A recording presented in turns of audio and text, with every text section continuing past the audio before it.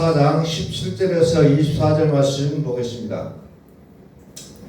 그러므로 내가 이것을 말하며 주 안에서 증언하노니 이제부터 너희는 이방인이 그 마음에 험한 것으로 행함같이 행하지 말라. 그들의 청명이 어두워지고 그들 가운데 있는 무지함과 그들의 마음이 굳어짐으로 말미암아 하나님의 생명에서 떠나 있도다. 그들이 감각 없는 자가 되어 자신을 방탕에 방임하여 모든 더러운 것을 욕심으로 행하되 오직 너희는 그리스도를 그같이 배우지 아니하였느니라. 진리가 예수 안에 있는 것 같이 너희가 참으로 그에게서 듣고 또한 그 안에서 가르침을 받았을진데 너희는 유혹의 욕심을 따라 썩어져가는 구습을 따르는 옛사람을 벗어버리고 오직 너희의 심령이 새롭게 되어 하나님을 따라 의와 진리의 거룩함으로 지으심을 받은 새 사람을 입으라. 아멘.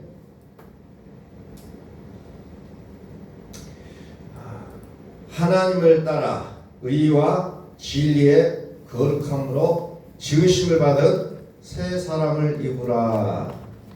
우리 한번 선포합니다. 하나님은 살아계십니다. 새 사람 얘기해야 돼요. 새 사람이 어떤 사람이냐? 하나님을 따라 의와 진리의 거룩함으로 지으심을 받은 사람을 새 사람이라고 얘기하고 있다는 겁니다.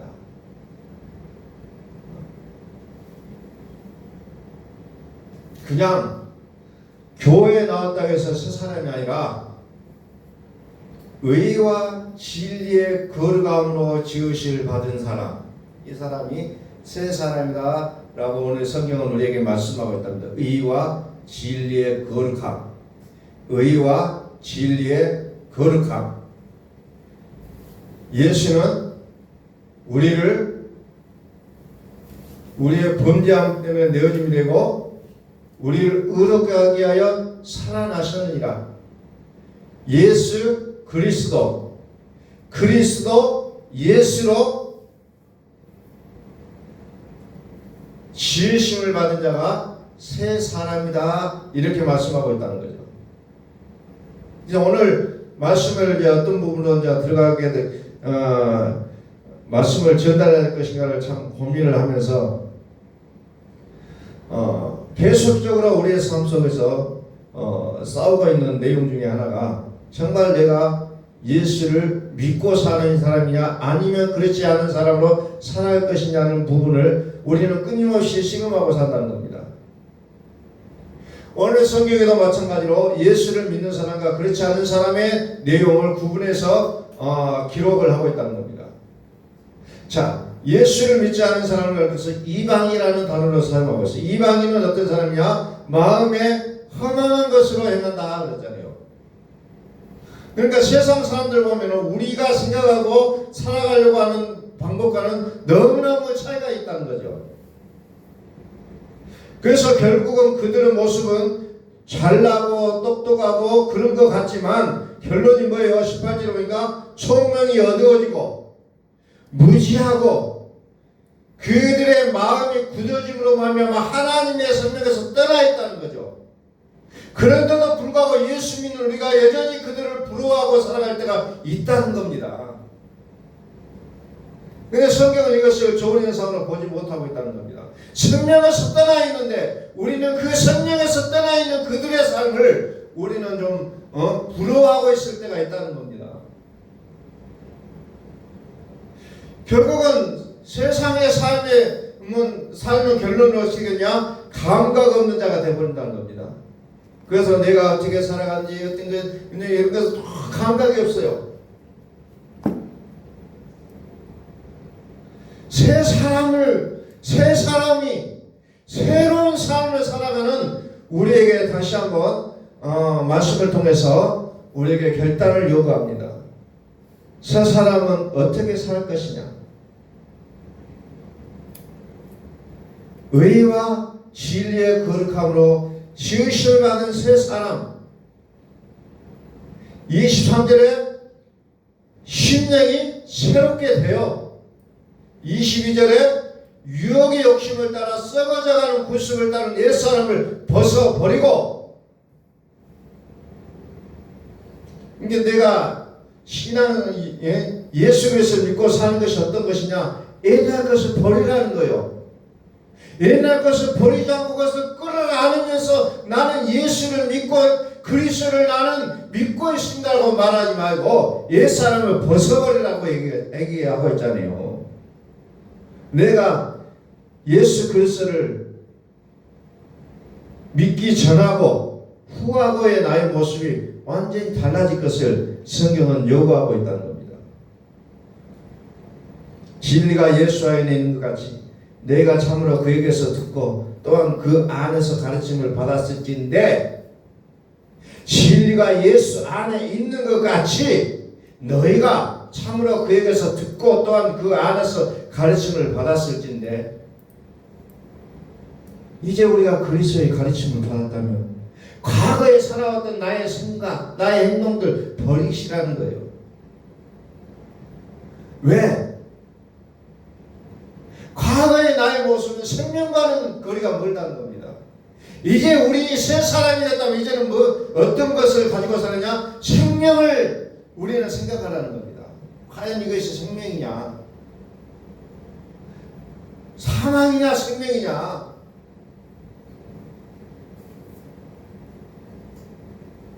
우리는 생명으로 살 것이냐 아니면 사망으로 살 것이냐? 사망은 누구예요? 사망의 세력을 잡은 자, 곧 마귀라고 했잖아요. 그러니까 사망과 생명은 완전히 주체자가 다르다는 겁니다. 그런데 우리는 마치 같다라고 생각하는지 어쩐지 모르지만 그 과거를 끌어안고 살아가려고 하는 모습들이 우리 속에는 여전히 남아있다는 거예요. 여전히.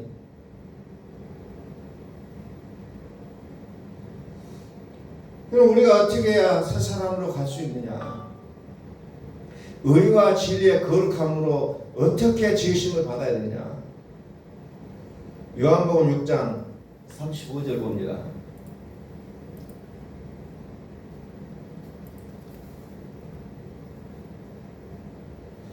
예수께서 이르시되 나는 생명의 떡이니 내게 오는 자는 결코 줄이지 아니할 테요 나를 믿는다니 영원히 목마르지 아니하리라. 생명의 떡이다. 생명의 떡이다. 그러나 내가 너희에게 이르기를 너희는 나를 보고도 믿지 아니하는도다 했느니라. 아버지께서 내게 주시는 자는 다 내게로 올 것이요 내게 오는 자는 내가 결코 내쫓지 아니하리라. 내가 하늘에서 내려온 것은 내 뜻을 행하려 함이 아니요 나를 보내신 이의 뜻을 행하려 함이니라. 나를 보내신 이의 뜻은 내게 주신 자 중에 내가 하나도 잃어버리지 아니하고 마지막 날에 다시 살리시는 이것이니라. 내 아버지의 뜻은 아들을 보고 믿는 자마다 영생을 얻는 이것이니 마지막 날에 내가 이를 다시 살리라 하시니라. 영생을 얻기, 생명을 얻게 한다. 생명을 얻게 한다.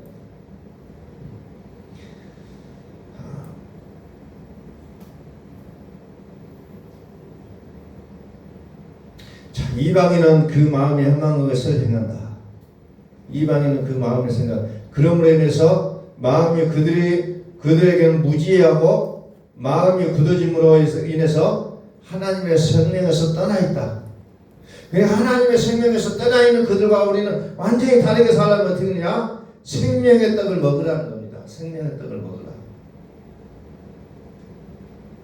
생명의 떡을 먹으라. 내가 곧 생명의 떡이니라. 내 살을 먹으라. 내 살을 먹으라.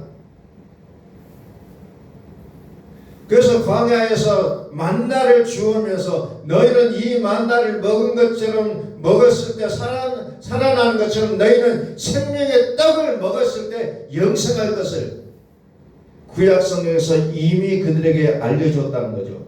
자, 51절. 나는 하늘에서 내려온 살아있는 떡이니 사람이 이 떡을 먹으면 영생하리라. 내가 줄 떡은 곧 세상의 생명을 위한 내 살이니라. 하늘에서 비처럼 내려오는 그 만나를 먹어도 너의 생명이 연장됐지만, 그러나 이것은 때가 되면 또 죽을 수밖에 없지만, 하늘에서 진짜 내려온 내가 생명의 떡인데 나를 먹는 자는 영원히 산다는 거죠. 영원히 산다. 그래 내 살을 먹으라는 거죠. 내 살을 먹으라. 내 살을 먹으라.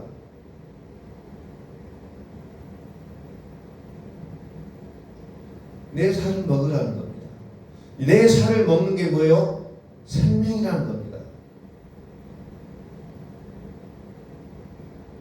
어젯밤에 그 아는 분한테 연락이 왔는데 그 도전기 이야기를 하더라고요. 우리가 쌀을 구입하는 루트 중에는 이제 마트나 가게를 통해서 쌀을 구입하기도 하고 방앗간에서 구입하기도 하지만 요즘은 또 어떤 사람들은 직접 기계를 사다가 집에서 찌어 먹는 사람들도 있다는 거죠. 근데 우리 몸에 실질적으로 가장 좋은 것은 집에서 찌어 먹는 쌀이라고 해요. 오늘 우리는 세상 가운데 어떻게 보면은 똑같은 쌀로만 보여요. 그러나 우리 몸을 더 유익하게 하는 것이 있는가 하면은 그냥 또 그렇지 못한 것도 있다는 거예요. 오늘 우리는 세상을 살아가면서 세상을 살아가는 방법들이 어찌 보면은 별 그렇게 차이가 없는 것 같아요. 그러나 어떤 사람이 살아가는 모습은 생명 있는 삶이 산가 하냐면 어떤 사람은 사망을 위해서 살아가는 삶이라는 겁니다. 내가 만나고 살아가는 사람들 중에 똑같이 우리가 만나고 그들과 함께 밥을 먹고 또 커피를 마시고 수다를 떨고 살아가지만 어떤 이는 생명의 길로 가고 그 어떤 이는 사망의 길로 가고 있다는 거예요. 냉정하게 이야기하면. 그런데 생명의 길로 가는 사람이 사망의 길을 가는 사람을 따라가려고 한다는 겁니다. 이게 어떻게 보면은 아이러니한 일이래요. 아이러니예요. 내가 더 좋은 길을 가고 있는데 불구하고 더 안 좋은 길로 가는 사람을 따라가고 부러워하는 우리의 모습들이 종종 보이게 돼 있다는 겁니다. 내가 이게 생명의 길이냐 사망의 길이냐 이걸 어떻게 구분하느냐 얘기했잖아요. 의와 진리의 거룩함으로 지으심을 받지 않고 새 사람이다. 이게 의냐 진리냐 이것을 보라는 겁니다. 우리의 모든 삶 속에서 이게 예수냐 이게 그리스도냐는 것을 우리는 매 순간순간마다 그것을 보시라는 겁니다. 내가 하고 있는 말이 그리스도로 말하느냐 내가 하는 행동이 그리스도입니까? 내가 모든 것을 할 때 크고 작은 일을 할 때 그리스도로 하시라는 거예요. 그리스도로. 그래서 옛사람의 구속을 벗어버리라고 얘기하고 있잖아요. 옛사람을 벗어버리라. 요한계시록 21장에는 뭐예요?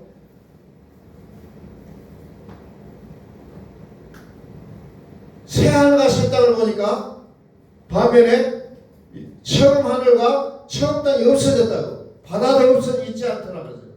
다시 말해서 옛날에 우리는 그것이 최고고 그것이 전부였는데 그것마저도 없어져 버린다는 겁니다.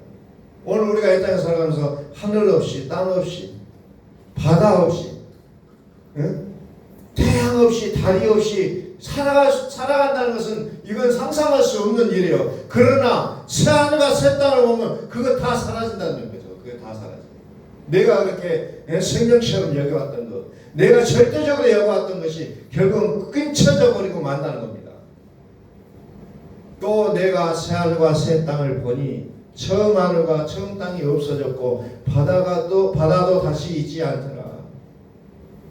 또 내가 봄에 거룩한 성 예루살렘이 하나님께로부터 하늘에서 내려오니 그 준비한 것이 신부가 남편을 위하여 단장한 것 같더라.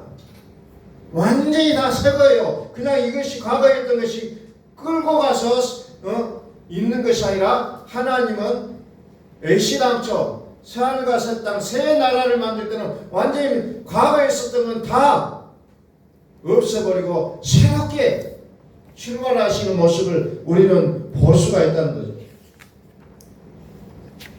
새로워요.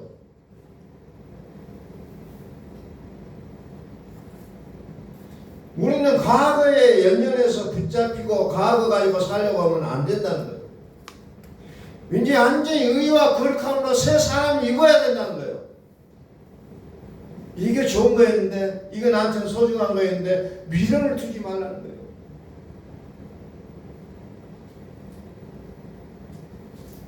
누시의 아내가 어째요? 불타고 있는 저 세상을 보면서 미련이 있어요. 저기 내가 좋은 거 있는데, 금은보화가 있는데, 내 목걸이 있는데, 그 뒤돌아보다가 뭐 손기둥이 돼버리잖아요. 하나님의 나라는 과거의 것이 소중하지가 않다는 겁니다. 새로운 나라예요. 새로운 나라. 그래서 그가 하나님의 새 하늘과 새 땅을 들어가면 어때요? 모든 눈물을 그 눈에서 닦아주신다는 거잖아요. 다시는 사망이 없고 애통하는 것이나 고가는 것이나 아픈 것이 다시 있지 아니한다 그랬어. 처음 것들이 다 지나갔으니라. 그래서 내 자신이 의와 거룩함으로 새 사람이 되었다면 이제 과거를 연연할 이유가 없다는 것을 성경은 말씀하고 있다는 겁니다. 그래서 과거는 자꾸 처음 것은 없어졌다는 거예요. 처음 것은 없어졌어요. 고린도후서 5장에 보니까 손으로 지은 것이 아니고 하늘에 있는 영원한 집이 우리에게 있다는 겁니다. 그렇게 되려면 어떻게 되냐? 우리의 장막집이 무너져야 된다는 거예요.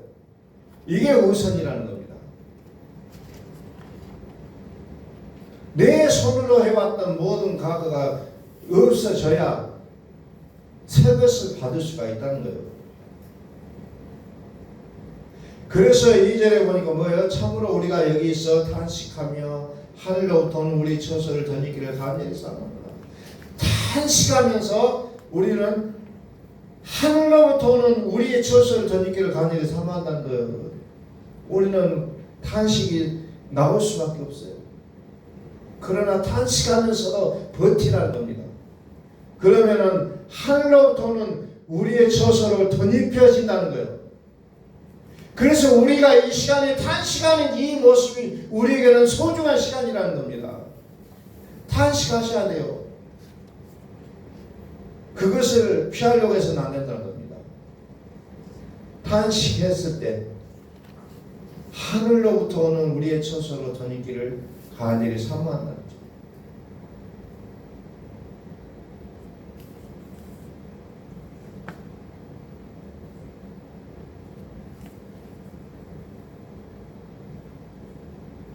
그래서 우리의 삶은 어떻습니까? 7절로 보면 7절에 믿음으로 행하고 보는 것을 행하지 아니함이로라.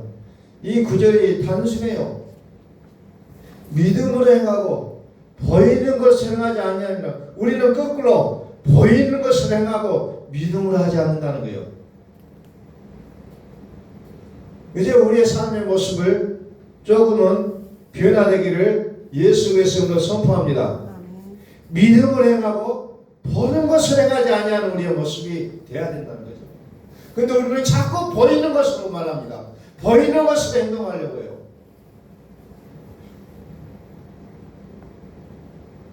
보이는 것으로 결정을 해본다는 겁니다. 그러나 믿음으로 보자는 겁니다. 이스라엘 백성들이 애국 군사들을 피해서 도망가다가 앞에 홍해가 나왔어요. 홍해가 나왔으니 그들은 영락없이 죽었어요. 눈으로 보이는 것은. 그러나 그들은 믿음으로 어때요? 홍해로 들어가잖아요. 그러니까 홍해가 육지같이 갈라져 버리잖아요. 믿음으로 행하라는 거예요. 믿음으로. 보이는 것으로 결정하지 말고 보이는 것을 하지 말고 하나님의 말씀이 그렇다면 아멘 하고 달려가자는 겁니다. 이게 이런 믿음이 돼야 된다는 거예요. 믿음으로 행하고 보는 것을 하지 아니함이로라.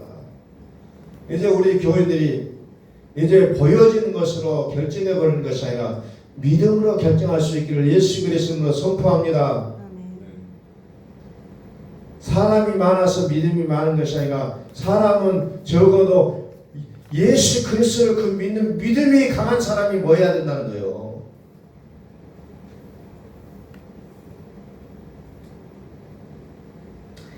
예수 그리스도를 믿는 그 믿음으로 행하고 보이는 것을 행하지 아니하는도다.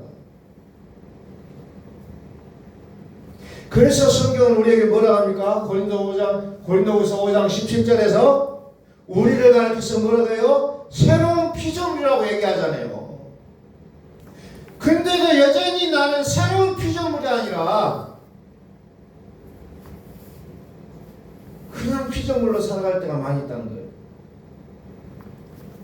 너 인간이지 않느냐? 그게 묻혀버린다는 겁니다. 항상 성경은 뭘 얘기합니까? 이전 것은 지나갔으니 보라 새 것이 되었도다. 지나가야 돼요. 옛사람을 벗어버려야 돼요. 처음 땅과 처음 하늘과 처음 땅이 없어져야 된다는 겁니다. 근데 우리는 이걸 없애지 않고 적당히 끌어안고 새하늘과 새 땅을 맞이하려고 하는 우리의 어찌 보면은 좀 구태의연한 우리의 모습이 있다는 겁니다. 새로운 피조물이라고. 왜 새로운 피조물이냐? 이전 것은 지나갔다는 겁니다. 이전 것은 지나갔어요. 나의 아픈 과거, 나의 잘못된 어떤 나의 삶들이 지나갔다는 겁니다. 이제 새 것이 됐다는 거예요. 그래서 우리는 새로운 피조물이기 때문에 어떻게 살아갑니까? 18절에서 화목하라는 거예요. 화목하라. 하나님 예수 그리스도와 하나님과 우리 사이를 화목하게 하는 매개체가 됐듯이 우리도 세상과 하나님 사이에 화목하는 제물로 우리가 바쳐지라는 겁니다. 화목하게 하라. 화목하게 하라.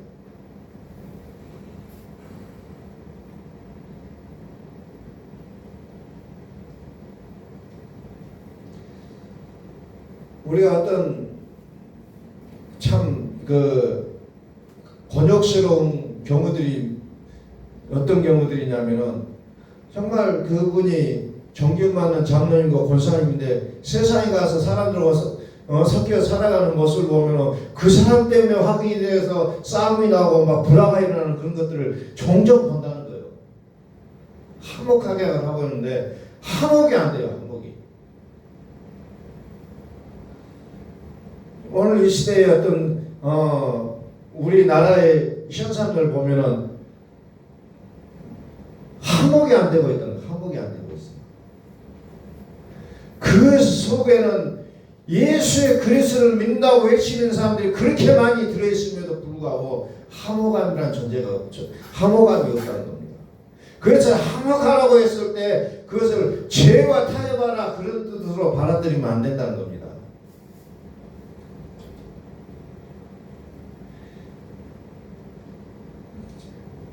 화목하라. 21절 하나님이 죄를 알지도 못하신 일을 우리를 대신하여 죄로 삼으신 것은 우리로 하여금 그 안에서 하나님의 의가 되게 하려 하심이라. 예수님이 왜 우리 죄를 위해 죽어주셨느냐? 우리가 하나님의 의가 되라고 예수님이 우리를 위하여 죽으셨다는 거예요. 나도 세상을 향하여 나도 죽어줄 수가 있다면 죽어지는 것이 어찌 보면 예수님께서 가셨던 그 길을 우리가 다른 자의 모습이 아닐까 생각이 되죠. 우리가 받은 구원은 값싼 구원도 아니고 별 볼 일 없는 구원이 아니라는 거예요. 베드로전서 1장 여기 보면은 그걸 우리가 끊임없이 우리가 살펴봤잖아요. 너희가 거듭난 것은 썩어진 씨로 된 것이 아니요 썩지 아니하 씨로 된 것이니 살아있고 항상 있는 하나님의 말씀으로 되었느니라. 우리가 받은 구원은 값싼 구원이 아니라 값비싼 구원이라는 겁니다. 그 대가를 치렀는데 그 대가를 누구를 치느냐? 하나님의 아들이 대신 대가를 치르셨다는 거예요. 그러니 저와 여러분들이 받은 이 구원이라는 것은 하찮은 구원이 아니라는 겁니다. 어마어마한 구원이에요. 이것은 값으로 계산할 수 없고 무엇과도 비교할 수 없는 그 존귀한 구원인데도 불구하고 우리는 이 구원을 죄스럽지 않게 생각하고 있는 것이 우리의 어찌 보면 질병이라는 겁니다. 이 고귀한 구원을 우리는 좀 우리의 마음속에 좀 강하게 좀 붙잡고 살았으면 좋겠어요.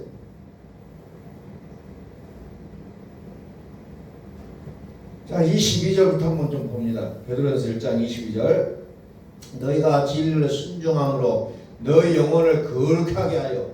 보세요. 의와 진리로 지으심을 받은 새 사람. 진리를 순종함으로 너희 영혼을 깨끗하게 하여 거짓 없이 형제를 사랑하기에 이르렀으니 마음으로 뜨겁게 서로 사랑하라. 너희가 거듭난 것은 썩어질 씨로 된 것이 아니오 썩지 아니할 씨로 된 것이니 살아있고 항상 있는 하나님의 말씀으로 되었느니라.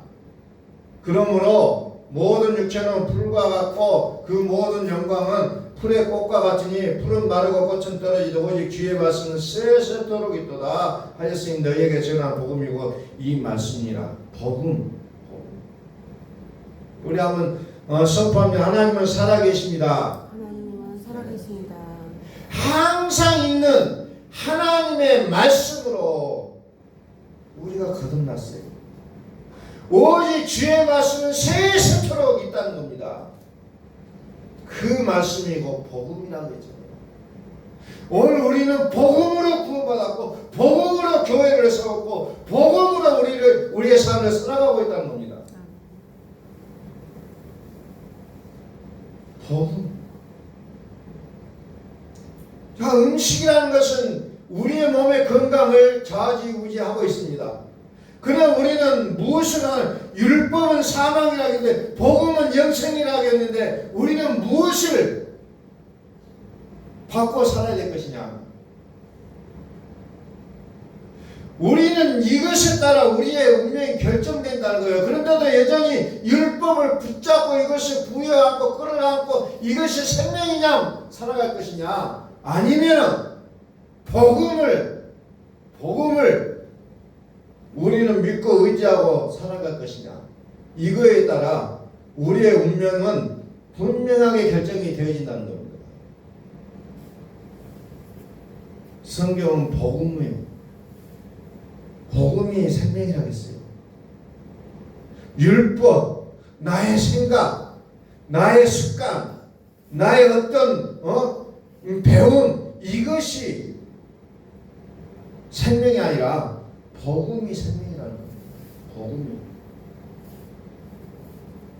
그래서 우리는 예수님의 살과 피를 먹고 마시지 아니하면 예수님과는 아무런 관계가 없다는 거예요. 그래서 세상에 어떤 일을 했을지라도 이거부터 시작하자는 거예요. 누가복음을 데오빌로 각하에게 누가가 편지를 쓴 내용이 누가복음이요. 거기서도 뭡니까? 당신이 아무리 권력을 잡은 자일지라도 이제 당신은 무엇부터 시작하니까 예수의 살과 피를 먹고 마시는 것부터 시작하라는 거예요. 그래야 당신이 구원받을 수 있다는 것을 누가복음은 그렇게 기록하고 있다는 겁니다. 아무리 권력자일지라도, 아무리 많은 것을 배웠다 할지라도 그런 것들 다 내려놓고 무엇부터 해야 됩니까? 예수님의 살과 피를 먹고 마시는 것부터 시작하자는 거죠. 다시 말해서 예수님이 나의 범죄함 때문에 내어짐이 되고 나를 의롭게 하여 살아나셨음을 우리는 우리의 인생의 이제 기초로 삼으라는 겁니다. 이것부터 시작하라는 거예요. 그게 복음이잖아요. 과거에 살았던 나의 영광스러운 모습으로 하나님의 나라를 가는 것이 아니라 예수님이 생명의 떡이라고 했잖아요. 이 생명의 떡을 먹는 자가 영생한다고 했잖아요.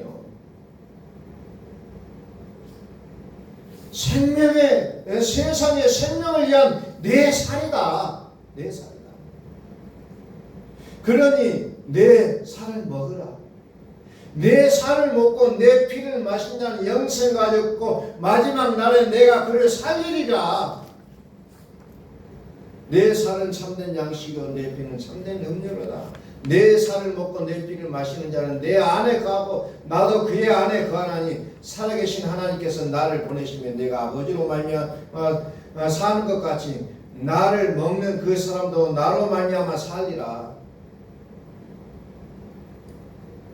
그래서 우리가 성찬에 그 의미를 부여하고 우리가 성찬식을 하잖아요. 내 살을 먹는다, 내 피를 마신다는 건 무슨 말이에요? 내가 그를 전적으로 믿는다는 거예요. 믿음으로 말미암아 살리라. 그래서 우리 기독교는 믿음으로 말미암아 살리라요. 무엇을 행함으로 말미암아 살리가 아니라 믿음으로 말미암아 살다는 겁니다. 믿음으로 믿음에 이르게 하나니 믿음으로 말미암아 살리라. 이게 기독교라는 겁니다.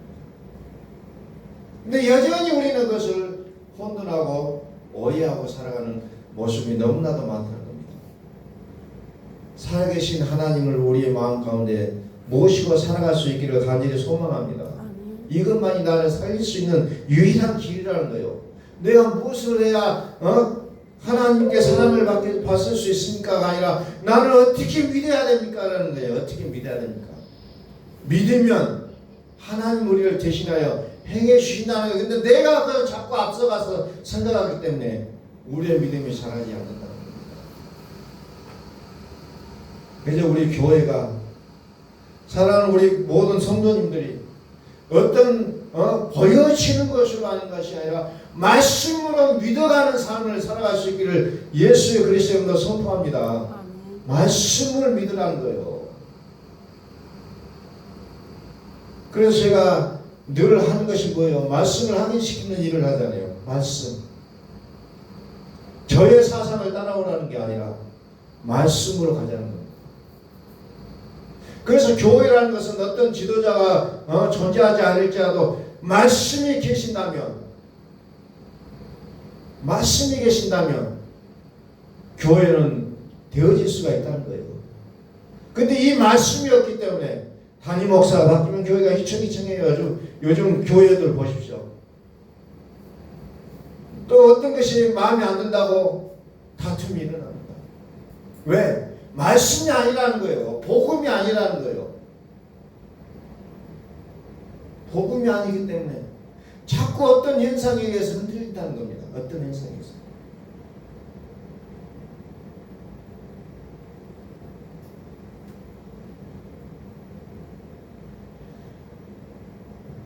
어떤 현상, 나타나는 것, 보여지는 것으로 좌지우지해 버린다는 겁니다. 요즘 교회들처럼 믿음이 없는 시대도 아마 드물 거예요. 모든 것이 자기 눈에 보이는 대로, 자기 생각대로 안 되면 끝나는 게 믿음이라는 거죠. 그래서 우리의 믿음의 기초는 어디입니까? 예수 그리스도 반석위에 세우라는 거예요. 반석위에. 그러면 여기는 비바람이 몰아치고 폭풍이 몰아쳐도 흔들리지 않는다고 했잖아요. 흔들리지 않는다. 흔들린다는 건 뭡니까? 모래 위에 그 성을 쌓았다는 거예요. 모래 위에. 저와 여러분들의 믿음은 반석 위에 세워지시기를 예수 그리스도 이름으로 간절히 축원합니다. 반석 위에 세워진 우리의 집이 되어야 된다.